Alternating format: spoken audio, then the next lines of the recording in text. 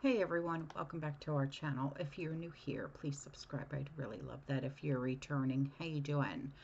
What we're going to be talking about today is something that's very interesting, and I'm not sure if you're aware of this. It's called Monarch, Project Monarch, and it is alleged, okay, to be a mind control program, supposedly an offshoot or a continuation, if you will, of the MK Ultra. And it's real, a notorious experiment in behavior modification from the 1950s to the 1970s. It's been declassified through investigations like the Church Committee.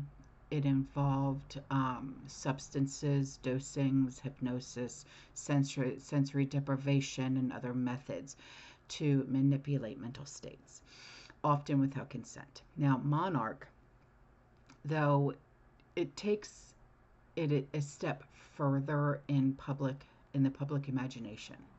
Okay, it's claimed to have trauma-based techniques like ritual, psychological fragmentation to create programmed individuals. Think spies, couriers who would act on command and forget their actions afterwards. The name monarch supposedly nods to the butterfly, symbolizing transformation or the splitting of the mind into multiple personalities, a concept that is tied to DID. Okay, so I have some footage that I'm going to be sharing with you. Okay, so I hope that this explains a lot to you. Okay. The monarch butterfly is the international symbol for trauma-based mind control. Victims tend to identify with the monarch butterfly. For this reason, the deliberate creation of programmed alter identities is known as monarch programming. Once aware, one will begin to notice butterfly symbolism at an alarming frequency in popular media and culture. Originally, only old occult families possessed the ability to completely dissociate and create multiples. Elite families to this day breed with other such families who have also been into ritual child abuse. This is where secret societies and occult groups come in. Organizations which have, throughout generations, not only curated and cultivated this secret knowledge, but facilitated its practice. These families are multi-generational Satanists. Now, the idea surfaced prominently in the 1990s, largely through figures like Fritz Sprigmeyer, who was a writer, and Kathy O'Brien, who co-authored Transformation of America. And transformation is two words, okay, with Mark Phillips. O'Brien claims to be a subject of that monarch. Okay, she was apparently, allegedly, a part of it. And she was subject to it by her father and then handed over for the programming, alleging involvement in high profile figures like George H.W. Okay. And Sprigmeyer, meanwhile, framed Monarch as a sprawling Illuminati linked like project, and it was complete with coded triggers, beta programming, and it was for slaves. Now, these accounts lean heavily on personal testimony, not declassified records.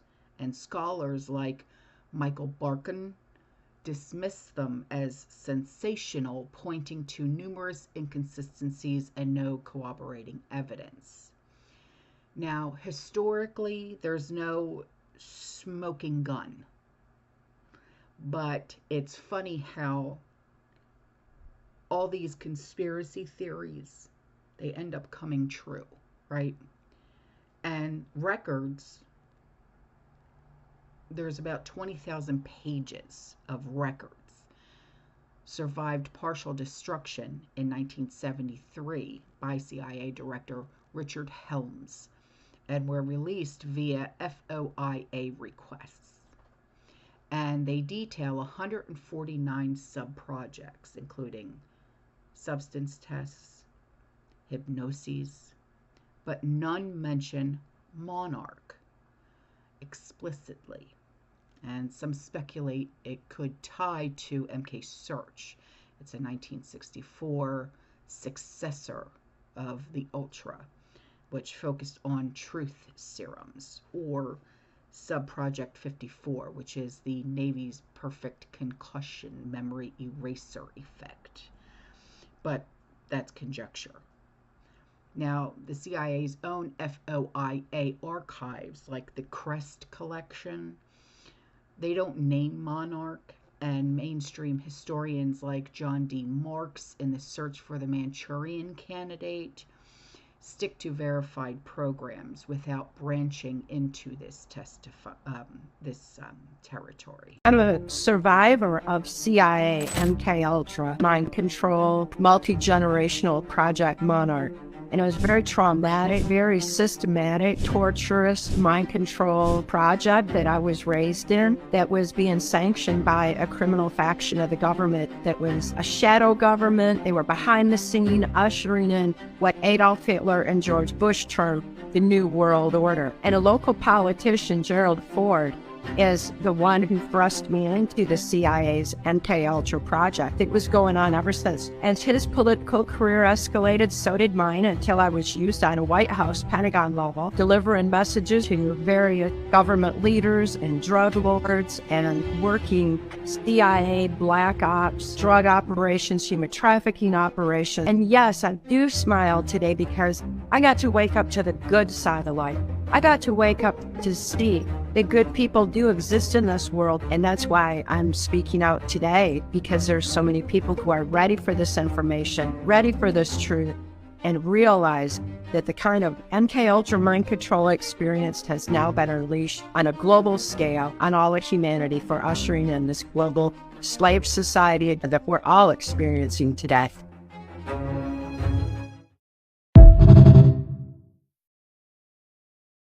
Now, with all of that being said, the absence of evidence doesn't kill the theory for everyone. I know it certainly doesn't do for me, but proponents argue that the lack of documents proves how secret it really was, and Helms did torch most of the files after all, and they point to the real horrors, like the dosing of unwitted citizens, like Frank Olson, who perished after the substance experiment, okay, as precedent for someone like Monarch. And when you see, if you were to go and research any of this, like on X, Twitter, whatever, or, you know, whatever website you want to go to, claiming that it's still active, targeting media figures or politicians with neural entertainment trauma techniques. There could be some facts behind it, but they all are so vibes. No whistleblower has ever come forward. No leaked memo has ever been found. No congressional slip has surfaced to back it up. But like I said before, conspiracy theories always seem to come true. The tech angle is vague in these claims as well. MK Ultra used substances, electroshock, in early computers like the Hydra for data tracking, not mind programming machines. And Monarch theories sometimes threw in like sci-fi flourishes, microwave weapons, subliminal TV signals, but nothing ties that to declassified tech from the era. Its long-term impact would be cultural. It has inspired many books, films like The Manchurian Candidate, that gets cited a lot, and its persistent distrust of government, which we all have. Um, if it is fake, it's a symptom of that distrust, amplifying MK Ultra's real sins into a mythic boogeyman. Hmm? So, Project Monarch, maybe a dark fantasy born from the MK Ultra ashes, maybe a kernel of truth lost to history shredder. No hard proof says it existed, but no one's disproved it beyond a reasonable doubt either. What's your take?